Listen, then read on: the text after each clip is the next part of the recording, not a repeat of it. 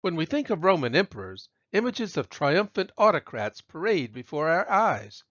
Augustus, Trajan, Septimius Severus, and dozens more decked out in imperial splendor as victorious conquerors of the world.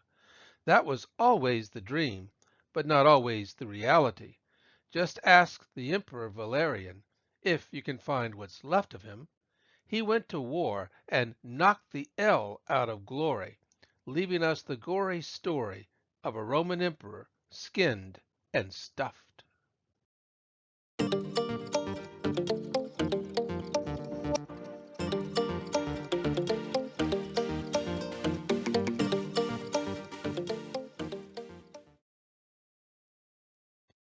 Publius Licinius Valerianus was an old Roman senator who was hailed as Emperor of Rome in 253 CE.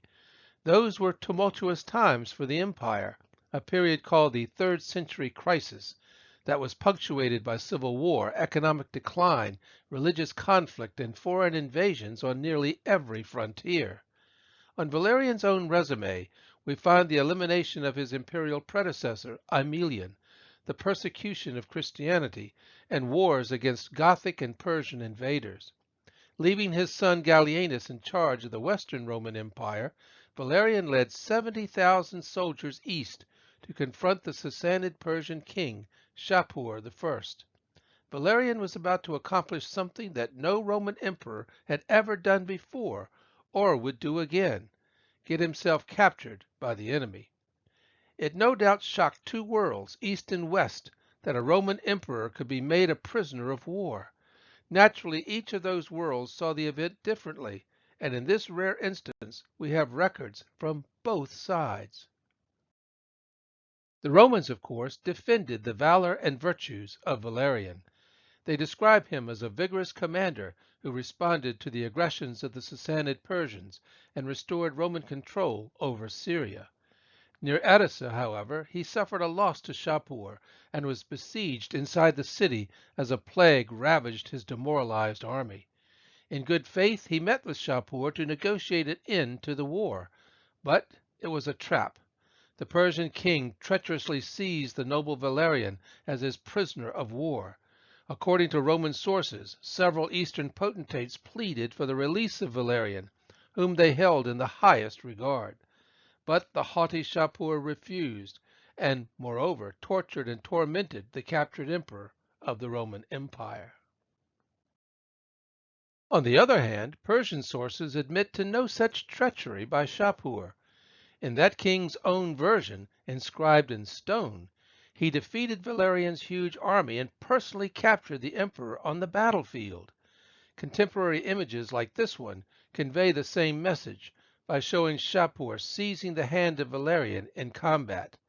This depiction shows Shapur on horseback grabbing the hand of Valerian while another Roman kneels before the king.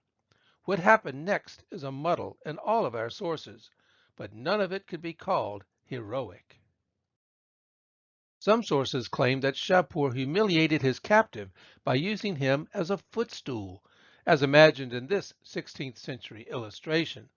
The king of Persia mounts his horse by stepping upon the back of the once mighty Roman emperor.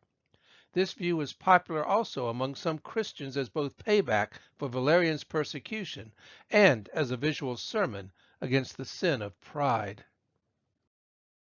In other accounts, Shapur showed his contempt for Valerian's avarice by forcing molten gold down the Roman's throat, possibly copying the story of how centuries earlier the Parthians had killed the Roman general Crassus.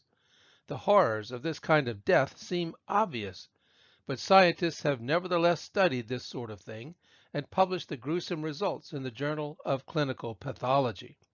The researchers poured molten lead down the throat of a large farm animal, one mercifully already dead. They surmised that steam would burst the internal organs before any victim could choke. And finally, to continue degrading his prisoner even beyond death, Shapur allegedly ordered that Valerian's flesh be flayed and his skin stuffed with straw. This monstrous mannequin was then put on public display. Seldom have the mighty fallen so far as poor Valerian.